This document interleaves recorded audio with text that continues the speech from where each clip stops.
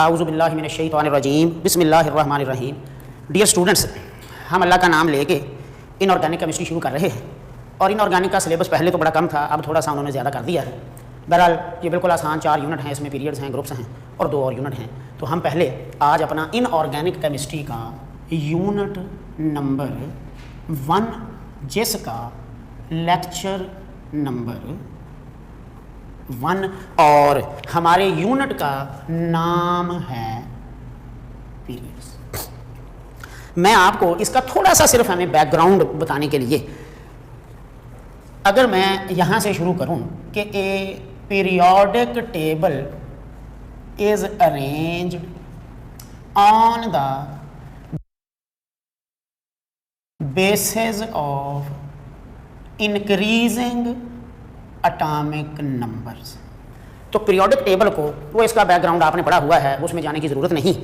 तो असल आपको पता है कि पहली जो बाकायदा एक टेबल थी वो मेंडलीव ने बनाई थी, लेकिन उसने जो टेबल अरेंज की थी वो on the basis of atomic masses थी, जिसमें बहुत सारी खामियां थी। उन खामियों को दूर करने के लिए एटॉमिक नंबर का कॉन्सेप्ट जो है वो मोज़ेले ने 1913 में इंट्रोड्यूस किया और उसने कहा कि पीरियोडिक टेबल को ज़्यादा बेहतर तरीके से एटॉमिक नंबर की बेस पे अरेंज किया जा सकता है। लिहाजा उसने मॉडर्न पीरियोडिक टेबल जो बनाई तो it is arranged on the basis of increasing atomic number.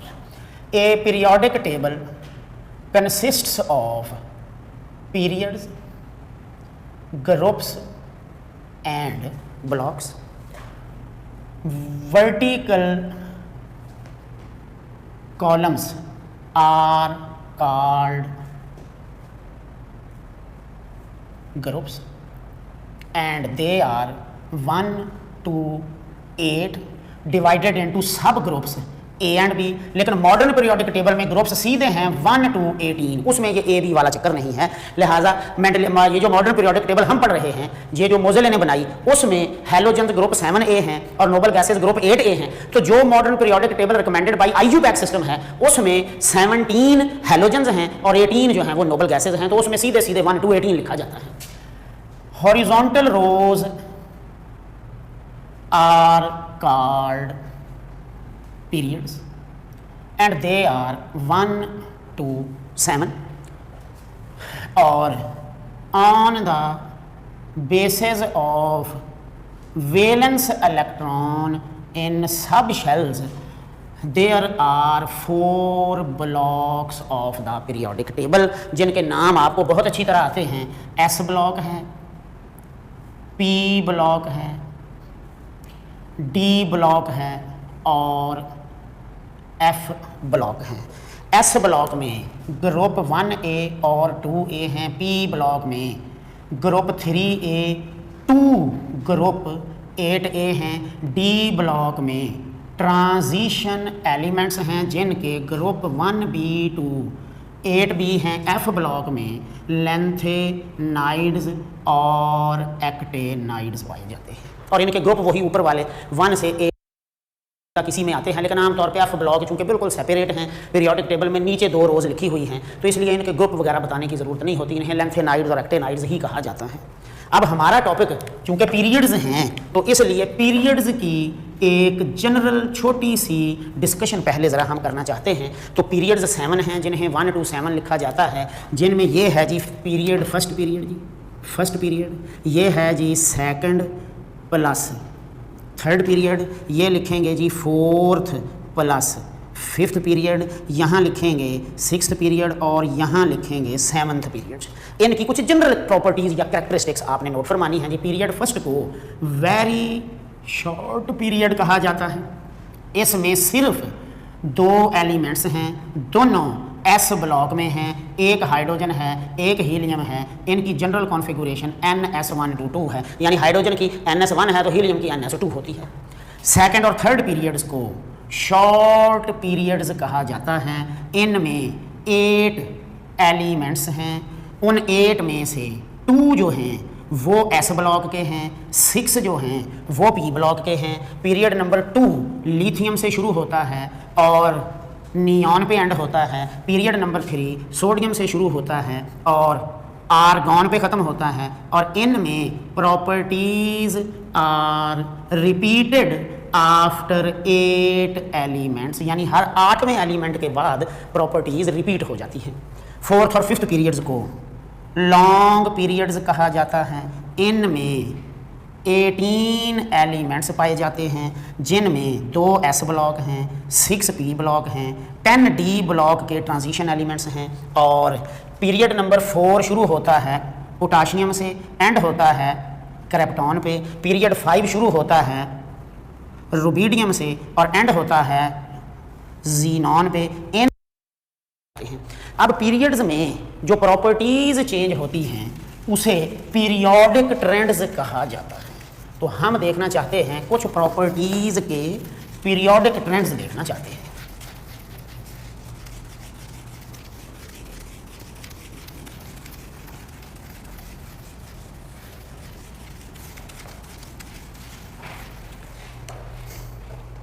चलें जी, हम देखेंगे जी पीरियोडिक ट्रेंड्स इन प्रॉपर्टीज, और वो बिल्कुल सिंपल जी। The regular change in a property along a period from left to right is called its periodic trend। तो किसी प्रॉपर्टी में पीरियड में जो रेगुलर चेंज आ रही होती है उसे उसका पीरियोडिक ट्रेंड कहा जाता है। तो पीरियोडिक ट्रेंड हमने जिन प्रॉपर्टीज के देखने हैं वो बाद की बात है। हम यहाँ पहले लिखेंगे causes of change in properties, causes of change in property in a period. कि एक पीरियड में आखिर प्रॉपर्टीज चेंज क्यों होती हैं। तो आप एक पीरियड में जो अहम पॉइंट हैं वो नोट करें जी। Number 1, in a period number of shells remain constant. और वो आपको पता है कि पीरियड नंबर जो है वो शो करता है, period number shows the number of shells. जबकि इसी से रिलेटेड बात भी याद कर लेनी है, group number shows the number of electrons in valence shell. Group number shows the number of electrons in valence shell. तो ग्रुप नंबर जो है वो number of electrons in valence shell को शो करता है। नंबर 2 जी, nuclear charge increase continuously along a period due to addition of protons in nucleus. जबकि nuclear charge जो है वो कंटिन्यूसली इंक्रीज होता जाएगा, क्योंकि number of proton her step पे एक एक प्रोटॉन न्यूक्लियस में ऐड या इंक्रीज होता जाता है। नंबर 3, न्यूक्लियर चार्ज इंक्रीज होता है तो force of attraction between nucleus and valence electron is increased. लिहाजा force of attraction between nucleus और वैलेंस इलेक्ट्रॉन भी इंक्रीज होती जाती है। तो उसका इफेक्ट ये होता है कि valence electrons comes close to the nucleus and atomic size या रेडियाई डिक्रीज होते रहते हैं। जबकि पीरियड में चूंकि number of electron valence shell में ऐड होने हैं, इनर शेल में कोई चेंज नहीं आती, इसलिए जो शील्डिंग इफेक्ट होता है इन ए पीरियड रिमेन्स कांस्टेंट। इसलिए शील्डिंग इफेक्ट जो है वो पीरियड के अंदर हमेशा कांस्टेंट होता है। तो ये वो चेंजेस हैं जो पीरियड में किसी प्रॉपर्टी को इफेक्ट करती हैं, इसलिए प्रॉपर्टीज पीरियड में चेंज होती रहती हैं। तो जो अच्छा, अब इसमें से बाज़ औक़ात एक सवाल आ जाता है बड़ा अहम कि अगर पहले एलिमेंट का एटॉमिक नंबर 5 है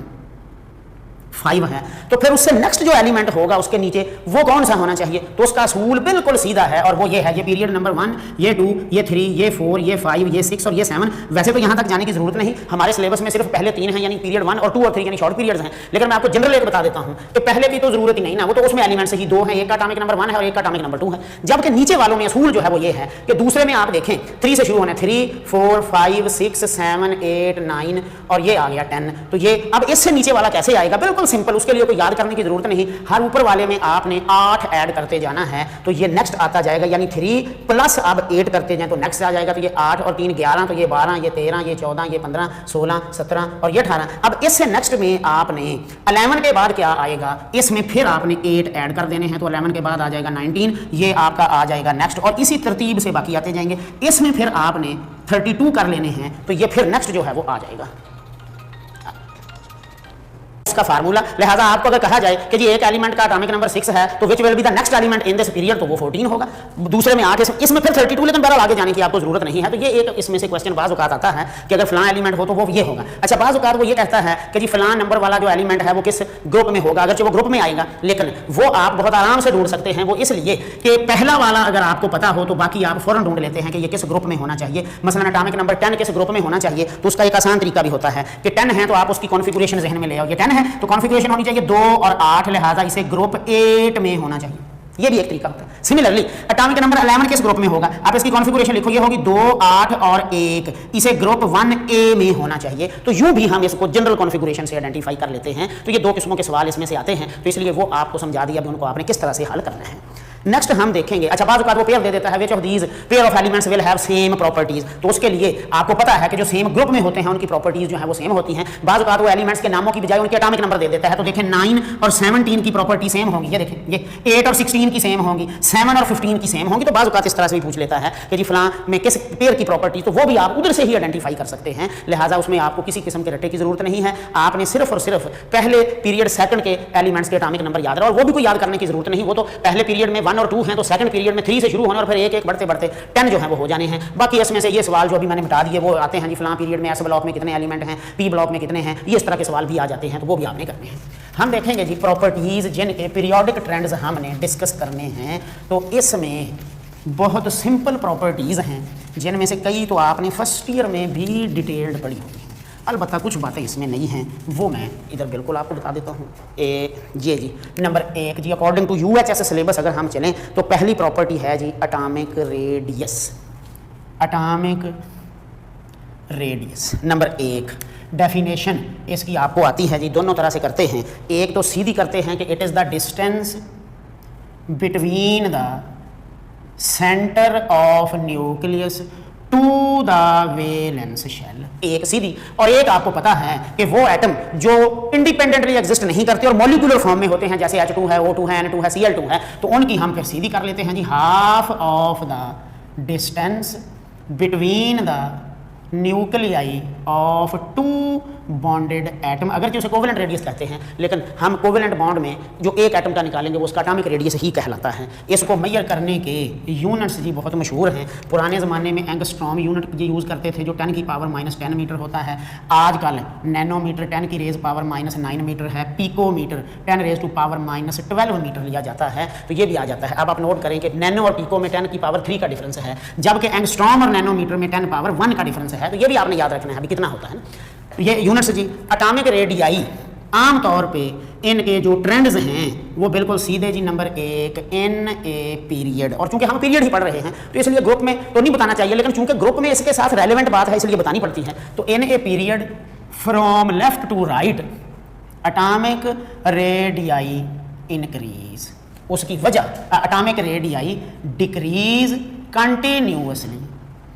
इसका मतलब ये हुआ कि पीरियड में पहले एलिमेंट का एटॉमिक रेडियस सबसे बड़ा होगा। तो ये अगर मैं फ़र्ज़ कर लूँ कि लिथियम है, ये फिर बेरिलियम, ये बोरॉन, ये कार्बन, ये नाइट्रोजन, ये ऑक्सीजन, ये फ्लोरीन और ये आ गया नियॉन, तो इधर को जाते हुए न्यूक्लियर चार्ज बढ़ेगा तो एटॉमिक रेडियाई कंटिन्यूअसली कम होते जाते हैं। लिहाजा in a period from left to right. अब उसकी रीज़न मैंने चूँकि पहले लिख दी थी इसलिए दोबारा नहीं लिख रहा कि उसकी रीज़न में बेसिक रीज़न जो है वो तो है इंक्रीज इन न्यूक्लियर चार्ज। अगरचे दूसरी रीज़न है कि नंबर ऑफ शेल्स चूँकि कांस्टेंट हैं इसलिए अट्रैक्शन बिटवीन द न्यूक्लियस और वैलेंस शेल इंक्रीज होती है, जबकि in a group from top to bottom atomic radii increase continuously. तो ये फिर नीचे को जाएंगे तो कंटिन्यूअसली, और उसकी मेन काज आपने पढ़ी है, मेन काज मैं कह रहा हूँ वो है increase in the number of shells, increase in the number of shells. या दूसरी इससे अगरचे वो इसी का असर है कि जब नंबर ऑफ शेल्स इंक्रीज होंगे तो वैलेंस शेल के अंदर वाले शेल्स बढ़ते जाएंगे, और जब इनर शेल्स बढ़ेंगे तो इंक्रीज इन शील्डिंग इफेक्ट भी होगा। तो इसलिए ये उसी से रेलेवेंट बात है। तो ये है जी एटॉमिक रेडियाई और उनका ट्रेंड। नेक्स्ट हम देखेंगे आयनिक रेडियाई। उसमें बहुत सारी बातें ऑलरेडी फर्स्ट ईयर में आप पढ़ चुके हैं चैप्टर नंबर 6 में, लेकिन कुछ बातें इधर बिल्कुल करेंगे जी, वो सुन लेनी है। ये हैं जी नंबर 2 आयनिक रेडियाई। नंबर एक जी आयनिक रेडियाई की डेफिनेशन वही है, आपने लफ्ज़ आयन यूज़ कर लेना। It is the average distance between the centre of nucleus to the valence shell of an ion. अलबत्ता इसकी टाइप सब दो हो जाएंगी। केटायन का रेडियस, केटायनिक रेडियस कहलाएगा जिसे आर पॉजिटिव लिखा जाता है। एनायन का रेडियस एनायनिक रेडियस कहलाएगा जिसे आर नेगेटिव लिखा जाता है। दो आयनों के दरमियान डिस्टेंस को इंटर आयनिक डिस्टेंस कहा जाता है जिसे आर कहा जाता है, बड़े वाला, और आर बराबर होता है r positive plus r negative. लिहाजा आयनिक रेडियस एक एडिटिव प्रॉपर्टी होती है। It is an additive property, ये आप ऐड करके निकाल सकते हैं। अच्छा जी, आयनिक रेडियाई में जो एक अहम पॉइंट है, अब वो आपने, अच्छा इनके ट्रेंड वही हैं लेकिन दो बातें आपको पता हैं इनकी बहुत अहम। Cationic radii are smaller than their parent atom, और उसमें भी जितना केटायन पे पॉजिटिव चार्ज ज़्यादा होता जाएगा उसका साइज उतना छोटा होता जाएगा। लिहाजा Al का साइज़ बड़ा होता है, Al+1 से इसका बड़ा होता है, Al+2 से इसका बड़ा होगा, Al+3 से। तो ये मतलब आप इससे जो है वो, अच्छा anionic radii are larger than their parent atom. तो एनायनिक रेडियाई लार्जर होते हैं, क्या मतलब है? O-2 बड़ा होगा O-1 से, O-1 बड़ा होगा O से। तो अगर मैं इसको तरतीब से, यानी अगर मैं जैसे इधर को एटम लिखे हैं तो उधर को लिखता तो ये यूं आता, O का साइज छोटा है O-1 से, O-1 का साइज छोटा है O-2 से। तो ये ऑर्डर होगा। अच्छा, अब अगर आइसो इलेक्ट्रॉनिक स्पीशीज हों, आइसो इलेक्ट्रॉनिक स्पीशीज, चाहे वो केटाइन हो या एनाइन, तो फिर उनमें क्या होगा वो नोट करेंगे। तो उसके लिए मैं इधर लिख रहा हूँ जी सेकंड पीरियड, और इधर लिख रहा हूँ थर्ड पीरियड। सेकंड पीरियड में आएगा अपना lithium, beryllium, boron, carbon, nitrogen, oxygen, fluorine, और नियॉन चूंकि आयन नहीं बनाता। थर्ड पीरियड में आएगा जी sodium, magnesium, aluminium, silicon, phosphorus, sulphur और क्लोरीन। तो अब आप जानते हैं कि कार्बन से पहले वाले हमेशा इलेक्ट्रॉन लूज करेंगे, तो Li+1 होगा, Be+2, B+3, ये +4, लेकिन ये गेन करेंगे -3, -2 और -1। यही तरतीब बिल्कुल नीचे होगी, +1, +2, +3, +4, -3, -2 और -1। इन्हें से देखो, इन चारों में नंबर ऑफ इलेक्ट्रॉन सेम हैं। लिथियम में से 3 थे, 1 निकाला, 2 रह गए, 4 थे, 2 निकाले, 2, इसमें से 5 थे, 3। इसका मतलब इन सब में नंबर ऑफ इलेक्ट्रॉन कितने हैं? 2 आइसो इलेक्ट्रॉनिक हैं, उन्होंने गेन किए। नाइट्रोजन ने 7 थे, 3 गेन किए, 10 हो गए, 10 हो गए, 10 हो गए, इनमें हैं 10 इलेक्ट्रॉन। लिहाजा ये भी आइसो इलेक्ट्रॉनिक। और मजे की बात देखें, सेकंड पीरियड के एंड वाले, थर्ड पीरियड के शुरू वालों के आइसो इलेक्ट्रॉनिक होते हैं। इनके अंदर भी 10 इलेक्ट्रॉन हैं, लेकिन इनके अंदर कितने हो जाएंगे? तो क्लोरीन में कितने थे? 17, एक गेन किया 18, सब में 18 इलेक्ट्रॉन हो जाएंगे। ये हैं आइसो इलेक्ट्रॉनिक स्पीशीज। अच्छा, करने आगे जाने की जरूरत नहीं है, बस आप अपने सिलेबस तक रहें, सेकंड और थर्ड पीरियड। अब इनमें साइजेस का क्या चक्कर होगा? तो साइजेस का चक्कर बिल्कुल सीधा, C+4 का साइज सबसे छोटा होगा, Li+, जितना पॉजिटिव बढ़ता जाएगा साइज छोटा, लिहाजा इनका ये होगा साइज। ये मैंने डिक्रीजिंग ऑर्डर लिखा है, तो इनका भी यही होगा, इनका भी यही होगा। जबकि उधर N-3 है, इसका सबसे बड़ा होगा, इसका उससे छोटा, इसका उससे छोटा, तो उधर भी तरतीब यही चलेगी। असूल ये है कि जिस पे जितना ज़्यादा नेगेटिव हो वो उतना ज़्यादा बड़ा होता है, जिस पे जितना ज़्यादा पॉजिटिव हो वो उतना ही छोटा होता है। तो इसमें से बाज़ औक़ात दो बड़े दिलचस्प किस्म के सवाल आ जाते हैं। एक आ जाता है जी, which of these have largest ionic radius. नीचे ऑप्शन दिए होंगे, अब आपने कुछ नहीं करना, ऑप्शन को सिर्फ देखना है और फिर चेक करना है कि अगर वो पॉजिटिव आयन है तो लार्जेस्ट वो होगा जिस पे सबसे कम पॉजिटिव है, स्मॉलेस्ट वो होगा जिस पे सबसे ज्यादा। मतलब फर्ज करें यहाँ यही वाले चारों ऑप्शन दिए हुए हैं, तो सबसे बड़ा होगा जिस पे सबसे कम पॉजिटिव है। नेगेटिव दिए हों तो सबसे बड़ा वो होगा जिस पे सबसे ज्यादा पॉजिटिव चार्ज होता है, नेगेटिव चार्ज होता है। लिहाजा N-3 सबसे बड़ा है, -2। बाज़ औक़ात वो इनको यूं भी चला देता है, नीचे को चलेंगे तो साइज बढ़ेगा, लिहाजा O-2 is greater is smaller than S-2। N-3 is smaller than P-3। नीचे को अगर चलेंगे, अगर नीचे को ग्रुप में आएंगे, similarly Be+2 is smaller than Mg+2। लेकिन अगर सेम आ जाए, फिर आपको फार्मूला समझा दिया कि अगर एक ही एटम के डिफरेंट आयन्स हों तो फिर ये होगा, डिफरेंट हों तो फिर ये होगा। तो ये आइसो इलेक्ट्रॉनिक स्पीशीज के एटॉमिक रेडियाई जो हैं उनको इस तरह से आप फाइंड आउट कर सकते हैं।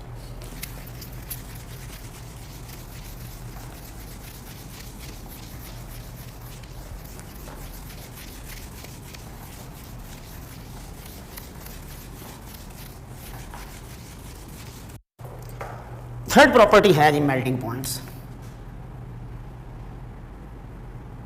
तो melting point is that point at which vapour pressure of liquid phase is equal to the vapour pressure of solid phase.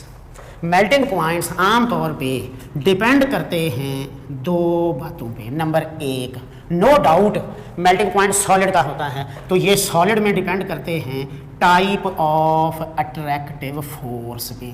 No doubt ये number of bonds made by an element पे भी depend करते हैं, लेकिन ये type या nature of packing पे भी डिपेंड करते हैं। बाज़ औक़ात पैकिंग चेंज होने से भी मेल्टिंग पॉइंट्स जो हैं वो चेंज होते रहते हैं, तो इसलिए ये मेल्टिंग पॉइंट्स जो हैं वो इन बातों के ऊपर डिपेंड करते हैं। जबकि बॉइलिंग पॉइंट्स लिक्विड का होता है, ये डिपेंड करता है। अच्छा, बॉइलिंग पॉइंट होता क्या है? At which the vapour pressure of the liquid is equal to the external atmospheric pressure.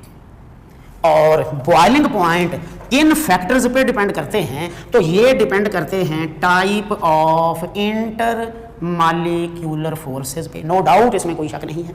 Number two, boiling point उधर देखो डिपेंड करता है एक्सटर्नल प्रेशर पे। और नंबर तीन, ये भी number of inter molecular forces पे भी डिपेंड करते हैं। मतलब बाज़ औक़ात इंटर मॉलिक्यूलर फोर्सेस सेम होती हैं, जैसे HF में और वाटर में, लेकिन boiling point of water is greater than the boiling point of HF। हालांकि दोनों में हाइड्रोजन बॉन्डिंग है, उसके बावजूद वाटर का बॉइलिंग पॉइंट ज़्यादा है HF से। वजह यह है इसमें नंबर ऑफ हाइड्रोजन बॉन्ड 2 हैं, इसमें नंबर ऑफ हाइड्रोजन बॉन्ड 1 है। हालांकि HF का हाइड्रोजन बॉन्ड स्ट्रॉन्ग होता है वाटर के एक हाइड्रोजन बॉन्ड से, लेकिन वो 2 है, वो 1 है, इसलिए ये डिफरेंस आ जाता है। तो ये है फैक्टर जिन पर ये डिपेंड करता है। अब इसमें तो मैं डिटेल में इसलिए नहीं जाता भाई, ये type of inter molecular forces में तो बिल्कुल सीधी सी बात आएगी कि या तो डाइपोल डाइपोल, ये फर्स्ट ईयर में आपको पूरा डिटेल पढ़ा दिया, इसलिए यहाँ नहीं, बस हिंट दे रहा हूँ। डाइपोल डाइपोल होंगी, डाइपोल इंड्यूस्ड डाइपोल होंगी, या फिर पॉइंट्स उनके सिर्फ टाइप ऑफ बॉन्डिंग या टाइप ऑफ बॉन्ड्स पे डिपेंड करते हैं। तो उसके लिए बिल्कुल सीधा फार्मूला जी, अगर मैं इसे यूं कहूं तो आप कहेंगे कि जी ये बिल्कुल सही है कि अगर हम सिर्फ पीरियोडिक टेबल की बात करें तो हम देखेंगे melting points and boiling points of elements, not of compounds. तो फिर मेल्टिंग और boiling points in a period अगर मैं तरतीब लगाऊं तो ये है ग्रुप 1, ये है 2, ये है 3, ये है 4, ये है 5, ये है 6, ये है 7 और ये है 8। तो इनके बाहर वाले शेल में एक इलेक्ट्रॉन है, 2 ये अनपेयर्ड इलेक्ट्रॉन है, ये मैं लिख रहा हूं नंबर ऑफ अनपेयर्ड इलेक्ट्रॉन। क्यों? इसलिए कि बॉन्ड सिर्फ अनपेयर्ड इलेक्ट्रॉन ने बनाना है, जो पहली पेयर है उसने तो बॉन्ड नहीं बनाना। इसके बाहर हैं 3 इलेक्ट्रॉन, 4 इलेक्ट्रॉन, इसके बाहर अनपेयर्ड 3 हैं, अनपेयर्ड 2 हैं, अनपेयर्ड 1 है और अनपेयर्ड 0 इलेक्ट्रॉन है। लिहाजा अकल कहती है इसके बाहर एक अनपेयर्ड बॉन्ड है, ये इलेक्ट्रॉन है, ये एक बॉन्ड बनाएगा। तो डेफिनेटली इसी तरतीब से चलते जाएं, ये 2, ये 3, ये 4, ये 3, ये 2, ये 1 और ये 0, तो फिर इसी निस्बत से इनके मेल्टिंग और बॉइलिंग पॉइंट्स इंक्रीज होने चाहिए। लिहाजा अगर मैं ग्राफ बनाऊं तो ग्राफ यूं आना चाहिए कि इनका मेल्टिंग और बॉइलिंग पॉइंट सबसे कम होना चाहिए, फिर ग्रुप 2 का उससे ज़्यादा होना चाहिए, ग्रुप 3 का उससे ज़्यादा होना चाहिए, ग्रुप 4 में कार्बन का मैक्सिमम होना चाहिए। ये मैं सेकंड पीरियड लिख रहा हूँ, सेकंड पीरियड। फिर इसका अब एलिमेंट आप देखें, नेक्स्ट एलिमेंट नाइट्रोजन गैस है, इसका बहुत कम हो जाएगा गैस। क्यों? इसमें बॉन्ड का चक्कर ही नहीं है, इसमें वीक लंडन डिस्पर्शन बिल्कुल कम हो जाएगा, इसका बिल्कुल कम, ये फिर गैसेज हैं इसका कम और इसका तो भाई उससे भी कम हो जाएगा क्योंकि वो मोनोटॉमिक गैसेज हैं। तो अगर मैं कहूं कि ये है लिथियम, ये है बेरिलियम, ये है बोरॉन, ये कार्बन, तो ये होगी नाइट्रोजन, ऑक्सीजन, फ्लोरीन और ये होगी नियॉन। ये होंगे यूं ग्राफ आएगा इनका, बुक में बना हुआ भी। थर्ड पीरियड बिल्कुल इसके पैरेलल चलेगा, वहां यहां आ जाएगा सोडियम, मैग्नीशियम ये। लेकिन अब अगर आप इसको देखेंगे बुक में तो आपको नजर आएगा कि बेरिलियम, मैग्नीशियम, ये अगर आप इनको तरतीब से चलेंगे, लिथियम, बेरिलियम, बोरॉन, ग्रुप में अगर आप देखेंगे तो फिर आपको एक डिफरेंस नजर आएगा। और वो डिफरेंस वो जो अभी हमने कहा था कि क्रिस्टलाइन लैटिस चेंज होने से भी मेल्टिंग और बॉइलिंग पॉइंट चेंज होते हैं। लिहाजा अगर मैं सेकंड ग्रुप का मेल्टिंग और बॉइलिंग पॉइंट का एक ग्राफ ड्रा करूं तो ये है जी बेरिलियम का ज्यादा, उसके बाद फिर है मैग्नीशियम का, तो फिर आएगा कैल्शियम, फिर स्ट्रोंशियम, बेरियम और रेडियम। और ये जो मैग्नीशियम का कम हो गया है, ये बेरिलियम, मैग्नीशियम, कैल्शियम, ये स्ट्रोंशियम, बेरियम और रेडियम, तो ये देखें वैसे तो ये कम होते जा रहे हैं, लेकिन मैग्नीशियम में जो चेंज है it is due to change in crystal lattice. तो वो जो अभी फैक्टर्स में भी मैंने डिस्कस किया था, तो ये हैं इनके मेल्टिंग और बॉइलिंग पॉइंट्स जो इनकी तरतीब होती है। जबकि जो एक अहम फैक्टर है वो इधर आपको बताना चाहता हूं कि ग्रुप 1 और 2 में अगर जो वो ग्रुप में है, और ग्रुप में वैसे इस टॉपिक में आता नहीं, लेकिन अब नेक्स्ट टॉपिक ग्रुप्स भी है, तो चलें थोड़ा सा मैं हिंट दे रहा हूँ, ज़्यादा नहीं, कि अगर आप ग्रुप 1 ले लें और ग्रुप 2 ले लें तो इनके एलिमेंट्स सॉलिड्स हैं। सॉलिड्स में पैकिंग देखी जाएगी, पैकिंग उनके एटॉमिक साइज पे डिपेंड करती है, लिहाजा इनके मेल्टिंग पॉइंट्स और boiling points down the group decrease होते हैं, इसलिए कि जितने एटम बड़े होते जाते हैं पैकिंग भी लूज होती जाएगी और उनके दरमियान बॉन्डिंग भी वीक होती जाएगी। जबकि ये है ग्रुप 7A, ये है ग्रुप 8A, और आप जानते हैं कि ये इंडिपेंडेंट मालिक्यूल्स हैं और गैसेज की शक्ल में, सवाए आयोडीन के तो बाकी तो सब गैसेज हैं, अगरचे ब्रोमीन लिक्विड होती है लेकिन वो लिक्विड के साथ ब्रोमीन गैस भी होती है। इनमें फोर्सेज डाउन द ग्रुप देखी जाएंगी, कौन सी? London dispersion forces. तो नीचे को चूंकि साइज इंक्रीज होता है इसलिए पोलराइज एबिलिटी इंक्रीज होती है, लिहाजा इनके मेल्टिंग पॉइंट और boiling points down the group क्या होते जाते हैं? इंक्रीज। लिहाजा 1A और 2A के डिक्रीज होते हैं, क्यों? ये सॉलिड हैं, सॉलिड का साइज बढ़ेगा तो बॉन्डिंग वीक होना शुरू हो जाएगी। जबकि 7A और 8A, अच्छा बाकियों में कोई खास ट्रेंड नहीं होता, वजह क्रिस्टल लैटिस भी चेंज होती है, उनकी फिजिकल स्टेट भी चेंज होती है, उनकी डेंसिटीज भी चेंज होती हैं, इसलिए उनमें कोई जनरल ट्रेंड जो है वो हम नहीं दे सकते। तो ये है डाउन द ग्रुप जो खास तौर पे आपने याद रखना है 1 और 2 का और 7 और 8 का। तो ये है इनके मेल्टिंग और बॉइलिंग पॉइंट्स के ट्रेंड्स। अब बाज़ औक़ात वो कह देता है कि जी फलाने का वेरी लो है, तो उसके लिए बड़ा आसान। अब देखें, जैसे मैं आपसे कहूँ कि ऑक्सीजन है, नाइट्रोजन है, क्लोरीन है, इनमें से किसका सबसे लो होगा, तो आप पीरियड चेक कर लें। पीरियड में नाइट्रोजन पहले है, फिर ऑक्सीजन है, फिर क्लोरीन है, तो नाइट्रोजन का बॉइलिंग पॉइंट कम होना चाहिए, ऑक्सीजन का उससे कम होना चाहिए। वजह आप जानते हैं कि इधर को जाते हुए साइज जो है वो सॉरी इधर फ्लोरीन आएगा क्योंकि उसी पीरियड का लेना चाहिए। तो फिर नाइट्रोजन का साइज ये है, इसका ये है, इसका ये है, तो इसका मतलब ये हुआ कि नाइट्रोजन के मॉलिक्यूल बड़े हैं, ऑक्सीजन के छोटे हैं। इनमें लंदन फोर्स स्ट्रॉन्ग होंगी, सॉरी वीक होंगी, इनमें स्ट्रॉन्ग, तो इसलिए इसका मेल्टिंग बॉइलिंग पॉइंट कम होगा, इसका उससे ज़्यादा, इसका उससे ज़्यादा। तो यूँ आप बाज़ औक़ात नॉन पोलर मॉलिक्यूल्स में उनके साइजेस को देख के भी अंदाज़ा लगा सकते हैं कि उनके मेल्टिंग और बॉइलिंग पॉइंट्स जो हैं वो क्या होंगे। तो ये है डियर स्टूडेंट्स हमारा यूनिट नंबर 1 का लेक्चर नंबर 1, और उसमें कुछ प्रॉपर्टीज़ जो हमने डिस्कस करनी है, कुछ जनरल बातें हमने डिस्कस की।